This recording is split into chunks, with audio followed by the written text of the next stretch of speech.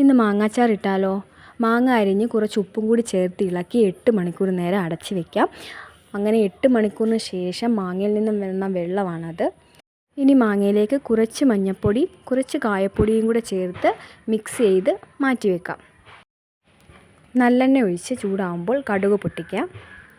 നല്ലെണ്ണ മാത്രമേ എടുക്കാവുള്ളൂ, എങ്കിൽ മാത്രമേ നമുക്ക് കേടാവാതെ അച്ചാർ സൂക്ഷിക്കാൻ കഴിയൂ.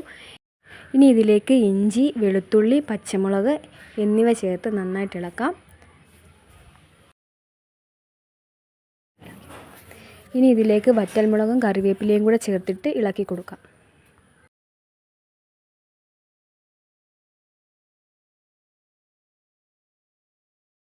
ഇനി അച്ചാറിന് ആവശ്യമായ പൊടികൾ ചേർത്ത് കൊടുക്കാം. മുളക് പൊടി, മഞ്ഞൾപ്പൊടി, ഉലുവാപ്പൊടി ഇത്രയും കൂടി ഇട്ട് നന്നായിട്ട് മൂപ്പിച്ചെടുക്കാം.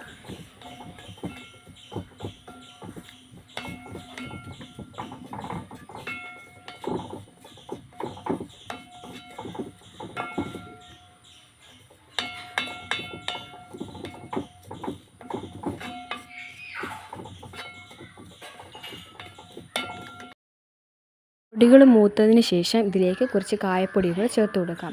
നേരത്തെ മാങ്ങയിൽ കായപ്പൊടി നമ്മൾ ഇട്ടിട്ടുണ്ടായിരുന്നു, അപ്പോൾ അതനുസരിച്ച് വേണം വീണ്ടും ചേർത്ത് കൊടുക്കാൻ.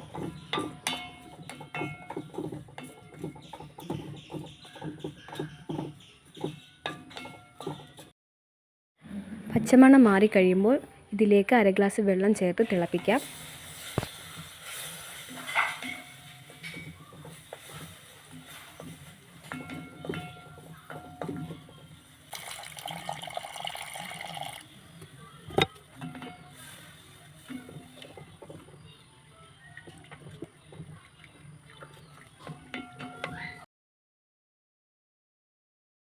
തിളച്ചതിന് ശേഷം കുറച്ച് വിനാഗിരിയും കൂടി ഒഴിച്ച് ആവശ്യത്തിന് ഉപ്പും കൂടി ഇട്ട് തിളപ്പിക്കാം.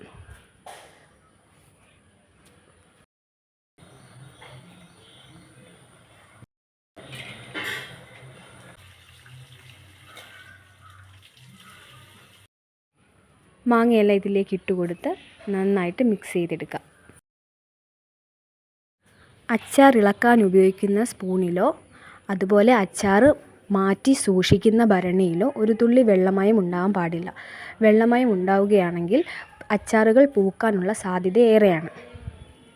അച്ചാർ നന്നായിട്ട് ചൂടാറിയതിന് ശേഷം മാത്രമേ മറ്റൊരു പാത്രത്തിലേക്ക് മാറ്റി സൂക്ഷിക്കാൻ പാടുള്ളൂ. ചൂടോടെ ഇട്ട് അടച്ച് വെക്കുകയാണെങ്കിൽ പെട്ടെന്ന് തന്നെ അച്ചാറുകൾ പൂത്തു പോകാൻ സാധ്യതയുണ്ട്.